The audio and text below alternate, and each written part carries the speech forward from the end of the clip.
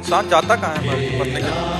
अगर पाप कर्म हुआ तो नरक जाता है, पुण्य कर्म हुआ तो स्वर्ग जाता है। अपने पाप और पुण्यों का भोग भोग कर फिर मृत्यु में जाता है। पुण्य क्षीणे मृत्यु लोके विसंति।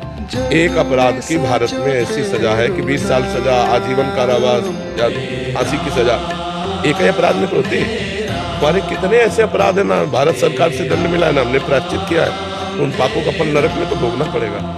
अगर नरक में नहीं भोगना है तो अभी नाम जप कर लो, भगवान का आश्रय लेकर के उन पापों को नष्ट कर दो, नहीं तो तुम्हें नष्ट कर देंगे। तो कहो एक कल्प रहना पड़े नरक में।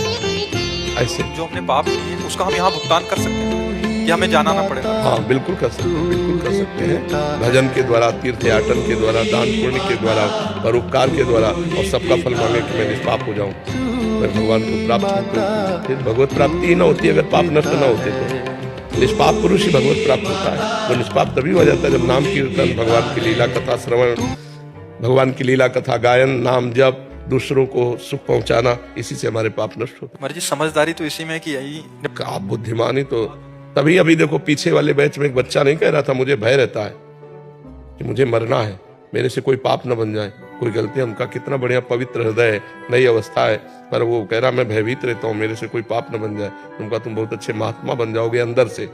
जो भयभीत रहता है कि मेरे से गलती न हो जाए वो निकल जाएगा, और जो गलतियों में निर्भय होके जाते हैं वो फंस जाते हैं, नष्ट हो जाते हैं।